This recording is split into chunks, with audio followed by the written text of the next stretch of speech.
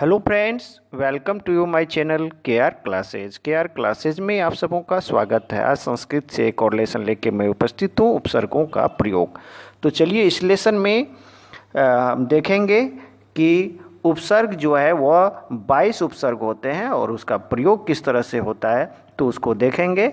और ये lesson upload किया गया था, लेकिन कुछ टेक्निकल कारण से पुनः इसको री रिकॉर्ड किया जा रहा है। तो प्लीज़ इस चैनल को देखें। और फ्रेंड्स, यदि आप अभी तक हमारे चैनल को सब्सक्राइब नहीं किया तो प्लीज़ इस चैनल को सब्सक्राइब करें, बेल आइकन को प्रेस करें और कमेंट ज़रूर करें। तो चलिए इस लेसन को शुरू करते हैं और कुछ सीखते हैं। प्रयोग। तो आइए आज बात करते हैं उपसर्गों का प्रयोग। तो इसमें उपसर्ग किसे कहते हैं, उपसर्गों की कुल संख्या कितनी है, उपसर्ग कौन कौन है और किस शब्द में उपसर्ग लगने के बाद उस शब्द का अर्थ क्या होता है, ये सभी बिंदु को देखेंगे। तो आइए शुरू करें उपसर्गों का प्रयोग। तो आइए सबसे पहले देख लेते हैं उपसर्ग किसे कहते हैं। जो शब्द क्रिया से पूर्व जुड़कर धातुओं के अर्थों में परिवर्तन लाता है वह उपसर्ग कहलाता है। तो उपसर्गों की कुल संख्या 22 है। उपसर्गों की कुल संख्या 22 है जो निम्नलिखित है। अब ये 22 उपसर्ग कौन कौन है तो इसको भी देखेंगे हम लोग। आइए यहाँ पर देखते हैं कौन कौन से 22 उपसर्ग हैं। तो प्र, परा, अप, शम, अनु, अव, निस, निर, दुस, दुर, वि, आंग, नी, अधि, अपि, अति, सु, उत, अभि, प्रति, परि, उप। तो ये कुल 22 उपसर्ग हैं। अब यहाँ पर देखते हैं कि जो धातु है, जो क्रिया है, उसमें उपसर्ग लगने के बाद वह कैसा अर्थ देता है। तो आइए यहाँ देखते हैं। ह्री धातु का, ह्री जो है वह धातु है। ह्री धातु का प्रवर्तित धातु रूप हर होता है, जो पिछले लेसन में भी हमने देखा है, धातु और धातु के प्रवर्तित रूप। तो यहाँ पर ह्री धातु का परिवर्तित धातु रूप हर होता है, जिसका अर्थ चुराना या होता है। किंतु प्र, आ, सम, वि और परि उपसर्ग लगने पर अर्थ में परिवर्तन हो जाता है, अर्थ परिवर्तित हो जाता है। तो आइए यहाँ पर देखते हैं ह्री का परिवर्तित रूप धातु रूप हर है। तो जो धातु का मूल रूप है ह्री और ये परिवर्तित रूप है हर, इसका अर्थ होता है चुराना या ढोना। तो जब भी हम धातु रूप देखते हैं तो वह हर का धातु रूप देखेंगे या लट लकार में देखते हैं। हरती, हरता, हरंती, हर्षी, हर्था, हर्था। तो इस तरह से यहां पर देखते हैं कि हर में अब हरती यहां पर आ गया है। तो लट लकार के वर्तमान काल प्रथम पुरुष के एक वचन का बात यहां पर कर रहे हैं। तो प्र जो उपसर्ग है ये हरती में जुड़ जाता है तो हो जाता है यहाँ प्रहरती। अब यहाँ पर हरती मतलब है कि चुराता है या ढोता है। अब यहाँ पर प्र उपसर्ग लगने के बाद, प्र उपसर्ग लगने के बाद प्रहरती, प्रहरती, तो यहाँ पर हो जाता है प्रहरती, अर्थात प्रहार करता है या पीटता है।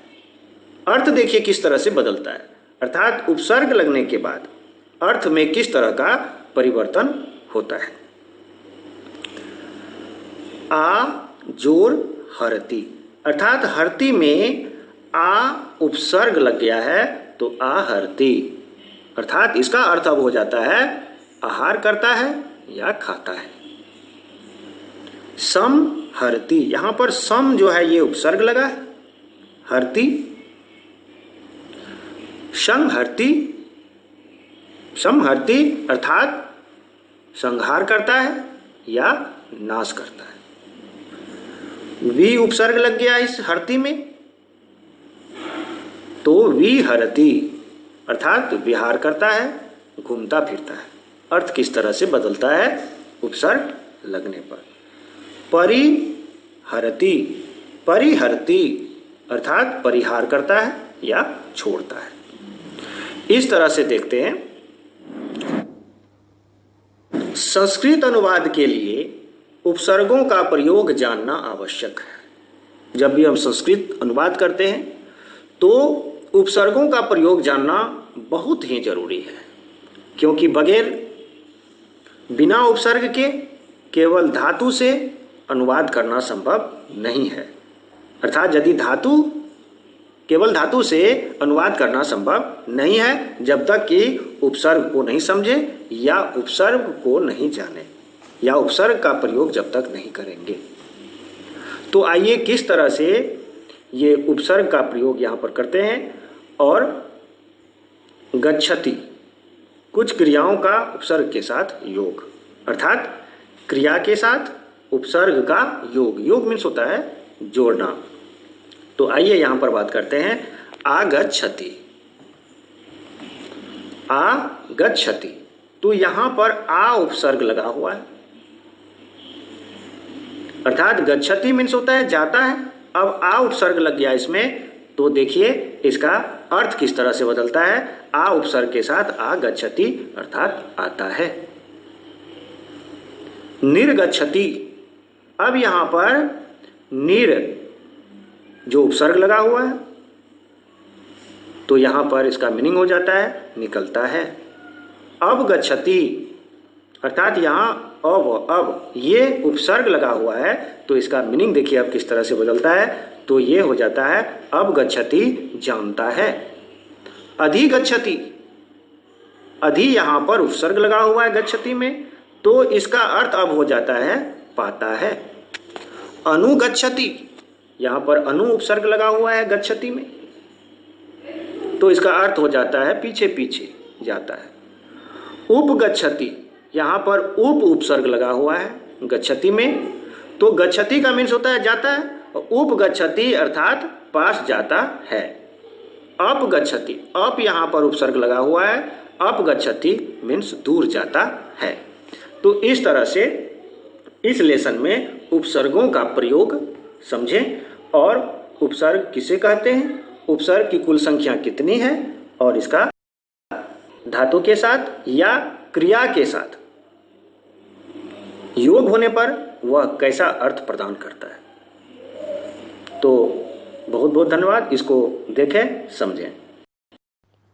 फ्रेंड्स, इस लेसन को री रिकॉर्ड करना पड़ा क्योंकि पहली बार जो अपलोड किया गया था वीडियो तो उसमें साउंड प्रॉब्लम था, टेक्निकल कुछ प्रॉब्लम आ गया था जिसके कारण ये री रिकॉर्ड करना पड़ रहा है।